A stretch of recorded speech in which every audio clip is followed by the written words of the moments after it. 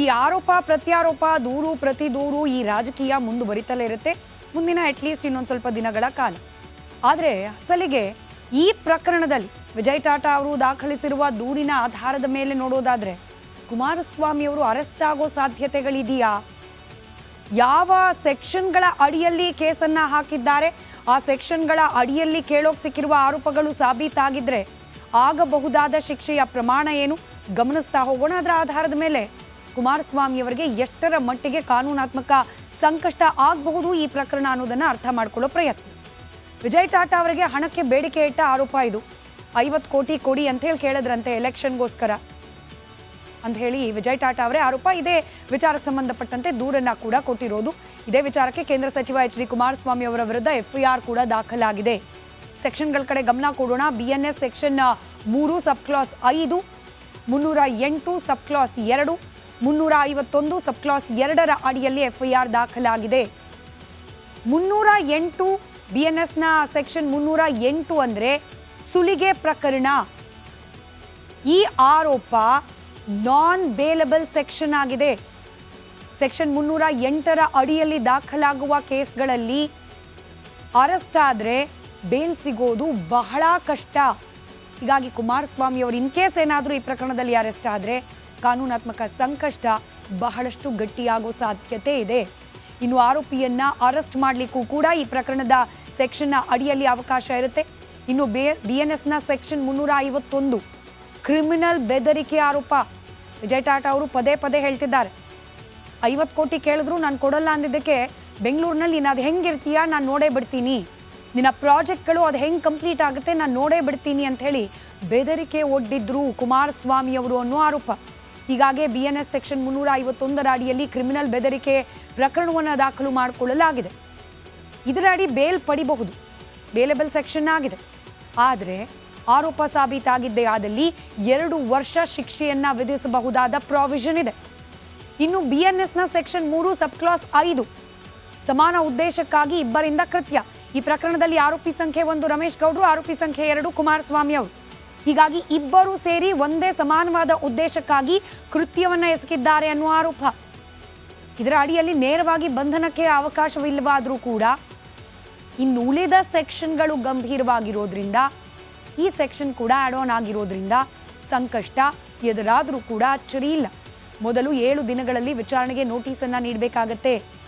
ವಿಚಾರಣೆಗೆ ಬರದಿದ್ದಾಗ ಅಂದರೆ ಈ ಸೆಕ್ಷನ್ ಎಸ್ಪೆಷಲಿ BNSನ ಸೆಕ್ಷನ್ 3 ಸಬ್ ಕ್ಲಾಸ್ 5ರ ಅಡಿಯಲ್ಲಿ ಡೈರೆಕ್ಟಾಗಿ ಅರೆಸ್ಟ್ ಮಾಡ್ಲಿಕ್ಕೆ ಪ್ರಾವಿಷನ್ ಇಲ್ಲದೆ ಹೋದರೂ ಕೂಡ ವಿಚಾರಣೆಗೆ ನೋಟಿಸ್ ನೀಡುವ ಪ್ರಾವಿಷನ್ ಇದೆ.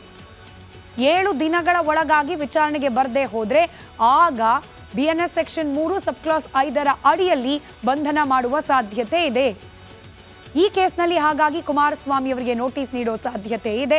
ನೋಟಿಸ್ ಕೊಟ್ಟು ವಿಚಾರಣೆಗೆ ಹಾಜರಾಗ್ತಾರಾ ಕುಮಾರಸ್ವಾಮಿ ಅವರು? ವಿಚಾರಣೆಗೆ ಹಾಜರಾಗದೆ ಹೋದರೆ ಬಂಧನಕ್ಕೊಳಗಾಗ್ತಾರಾ? ಇವತ್ತಿನ ಪ್ರಶ್ನೆ ಕೂಡ ಅದೇ. QR ಕೋಡನ್ನು ಗಮನಿಸ್ತಾ ಇದ್ದೀರಿ, ಉತ್ತರ ಕೊಡಿ. ಯಾರು ಎಷ್ಟರ ಮಟ್ಟಿಗೆ ಉತ್ತರವನ್ನ ಕೊಟ್ಟಿದ್ದಾರೆ?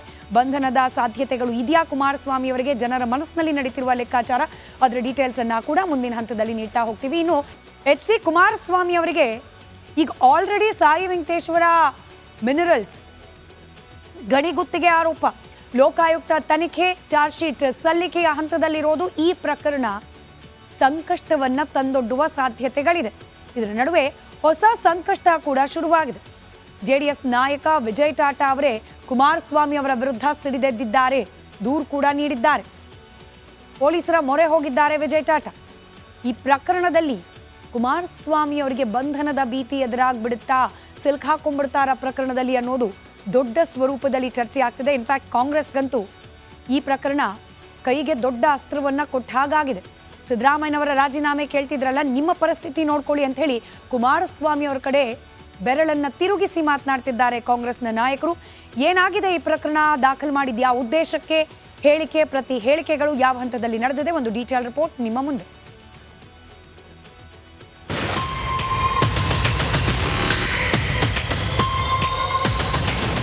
50 ಕೋಟಿ ಕಾಸು ಕೊಡುವಂತೆ HDK ಪಟ್ಟು. ವಿಜಯ್ ಟಾಟಾ ದೂರಿಗೆ ರಮೇಶ್ ಮಾತಿನೇಟು.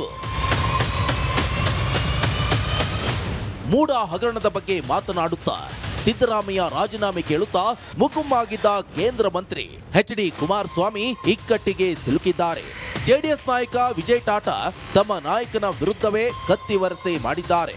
ಎಚ್.ಡಿ.ಕೆ ನನ್ನ ಬಳಿ 50 ಕೋಟಿ ಕೇಳಿದ್ದಾರೆ ಅಂತ ದೂರು ಕೊಟ್ಟಿದ್ದಾರೆ. ನನಗೆ ರಮೇಶ್ ಗೌಡರು ಒಂದು ಫೋನ್ ಮಾಡಿಕೊಟ್ಟರು. ಅದರಲ್ಲಿ ನಮ್ಮ ಕುಮಾರಸ್ವಾಮಿ ಅವರು ಮಾತಾಡಿದರು. ಲಾಸ್ಟ್ ಟೈಮ್ ಕ್ಯಾಂಪೇನ್ ಆಫ್ಕೋರ್ಸ್ ನಾನೇ ಮಾಡಿದ್ದೀನಿ, ನಾವೇ ಖರ್ಚು ಮಾಡಿದ್ದೀವಿ. 2019 ಕ್ಯಾಂಪೇನ್ ನಾವೇ ಖರ್ಚು ಮಾಡಿದ್ವಿ. ಇದು ತುಂಬ ಇಂಪಾರ್ಟೆಂಟು, ಪ್ರೆಸ್ಟೀಜಿಯಸ್ ಟೈಮಿಗೆ ಆಮೇಲೆ ನಮಗೆ 50 ಕೋಟಿ ಅರೇಂಜ್ ಮಾಡಿಕೊಡಿ ಅಂತ ಹೇಳಿದ್ದಾರೆ. ಅವಾಗ ನಾನು ಕುಮಾರಸ್ವಾಮಿ ಅವ್ರಿಗೆ ಹೇಳಿದೆ, 50 ಕೋಟಿ ಕಷ್ಟ ಇದೆ ಸರ್, ಈಗ ನಮ್ಮ ಪ್ರಾಜೆಕ್ಟ್ಗಳು ಕಂಪ್ಲೀಟ್ ಮಾಡಬೇಕು, 50 ಕೋಟಿ ಆಗೋದಿಲ್ಲ ಈಗ, ಅದು ಇಂಪಾಸಿಬಲ್ ಅಂತ ಹೇಳಿದೆ. ಅವ್ರು ಸ್ವಲ್ಪ ಕೋಪ ಮಾಡಿಕೊಂಡ್ರು, ಸ್ವಲ್ಪ ಅಲ್ಲ ಪೂರ್ತಿ ಕೋಪ ಮಾಡಿಕೊಂಡ್ರು. ನನಗೆ ಯಾವುದೇ ಕಾರಣಕ್ಕೆ 50 ಕೋಟಿ ಬೆಳಿಬೇಕು, ಅರ್ಧ ಮಾಡ್ಕೊಳ್ಳಿ, ಇಲ್ಲಾಂದರೆ ನೀವು ಬೆಂಗಳೂರು ಕಷ್ಟ ಆಗುತ್ತೆ ಅಂತ ಹೇಳಿದರು. ಅದು ಆಮೇಲೆ ನಿಮ್ಮ ಪ್ರಾಜೆಕ್ಟ್ ಮಾಡಲಿಕ್ಕೆ ಬಿಡೋದಿಲ್ಲ, ಆ ಥರ ಎಲ್ಲ ಮಾತಾಡಿದರು. 5 ಕೋಟಿ ಬೇಕು ಅಂದ್ರಂತೆ ರಮೇಶ್ ಗೌಡ.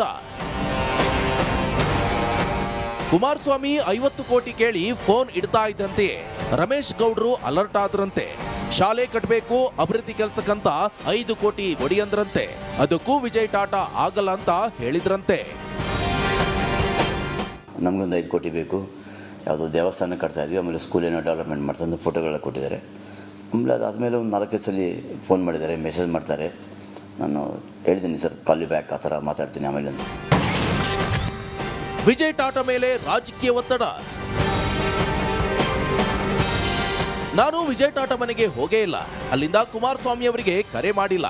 ವಿಜಯ್ ಟಾಟಾ ಮೇಲೆ ರಾಜಕೀಯ ಒತ್ತಡ ಅಂತ ಜೆಡಿಎಸ್ ನಾಯಕ ರಮೇಶ್ ಗೌಡ ಕಿಡಿಕಾರಿದ್ರು.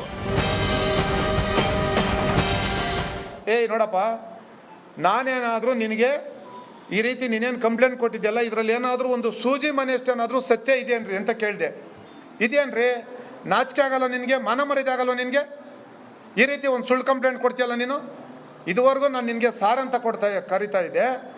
ನೀನೊಬ್ಬ ಮನುಷ್ಯನ ಅಂತೇಳಿ ನಿನ್ನೆ ಪೊಲೀಸ್ ಅಧಿಕಾರಿಗಳ ಮುಂದೆ ನಾನು ಬೈದೆ. ಹೊತ್ತಿಗೆ ಕೆಳಮಟ್ಟಕ್ಕೆ ಇಳಿದು ನೀನು ಮಾಡಿದ್ಯಲ್ಲ ಸರಿನಾ ಅಂತ. ಸರ್, ಆ ಮನುಷ್ಯ ಹೇಳ್ತಾನೆ ಪೊಲೀಸ್ ಅಧಿಕಾರಿಗಳ ಸಮ್ಮುಖದಲ್ಲಿ, ಅಯ್ಯೋ ನಾನು ಐ ಆಮ್ ಹೆಲ್ಪ್ಲೆಸ್, ನನಗೆ ಯಾವುದೋ ಪ್ರೆಜರ್ ಇದೆ, ಹಾಗಾಗಿ ನಾನು ಅಂತ. ಹೇಳಪ್ಪ, ಅಲ್ಲಿ ಇನ್ಸ್ಪೆಕ್ಟರ್ ಇದ್ದಾರೆ, ನಾನು ನೋಡಿಸಿದೆ. ಇನ್ಸ್ಪೆಕ್ಟರ್ ಅವನು ಸಮ್ಮುಖದಲ್ಲೇ ಸರ್. ನಾನು ಕುಮಾರಸ್ವಾಮಿ ಅವರಿಗೆ ಕರೆ ಮಾಡಿಲ್ಲ. ನನ್ನ ಫೋನಲ್ಲಿ ಕುಮಾರಣ್ಣ ಹಣ ಕೇಳಿದ್ರು ಅಂತಲ್ವೇ ಸರ್. ನಾನಿರ್ತಕ್ಕಂಥ ಟವರ್ ಲೊಕೇಶನ್, ಅವರಿರ್ತಕ್ಕಂಥ ಟವರ್ ಲೊಕೇಶನ್ನು, ಆಮೇಲೆ ಅವ್ರ ಮನೇಲಿ ಆ ಮನುಷ್ಯನ ಹೇಳಿದ ನೋಡಿ, 26 ಕ್ಯಾಮ್ರಾ ಇದೆ ನನ್ನ ಮನೇಲಿ, CCTV ಅಂತ ಹೇಳಿದ್ದಾರೆ. 26 CCTV ಇದೆ ಅಂತ. ನಾನು ಆ ಮನುಷ್ಯನಿಗೆ ಕೊಟ್ಟಿರ್ತಕ್ಕಂಥದ್ದು ಇರಬೇಕು, ಫೋನ್ ಕೊಟ್ಟಿರೋದು ಮಾತಾಡ್ಲಿಕ್ಕೆ ಇರಬೇಕು, CCTV ಫುಟೇಜಸ್ ಕೊಡಬೇಕು, ವಾಯ್ಸ್ ರೆಕಾರ್ಡ್, ನನ್ನ ಫೋನ್ ಕೊಟ್ಟ ಮೇಲೆ ವಾಯ್ಸ್ ರೆಕಾರ್ಡ್ ತೆಗಿಬೋದು, ಅವನು ಮಾತಾಡಿರ್ತಕ್ಕಂಥದ್ದು, ನಮ್ಮ ನಾಯಕರು ಮಾತಾಡಿರ್ತಕ್ಕಂಥದ್ದು ತೆಗಿಬೋದು. ರಮೇಶ್ ಗೌಡ ಸಹ ಅಮೃತಹಳ್ಳಿ ಠಾಣೆಯಲ್ಲಿ ವಿಜಯ್ ಟಾಟಾ ವಿರುದ್ಧ ಪ್ರತಿ ದೂರು ಕೊಟ್ಟಿದ್ದಾರೆ. ವಿಜಯ್ ಟಾಟಾ ಅವರೇ ನನ್ನ ಬಳಿ 100 ಕೋಟಿ ಕೊಡುವಂತೆ ಹೇಳಿದ್ರು. 100 ಕೋಟಿ ರೂಪಾಯಿ ಕೊಡದಿದ್ರೆ ನಿಮ್ಮನ್ನ ಮತ್ತು ಕುಮಾರಸ್ವಾಮಿ ಅವರನ್ನ ಬಿಡಲ್ಲ ಅಂತ ಬೆದರಿಕೆ ಹಾಕಿದ್ದಾರೆ ಅಂತ ದೂರು ನೀಡಿದ್ದಾರೆ. Political bureau, republic Kannada.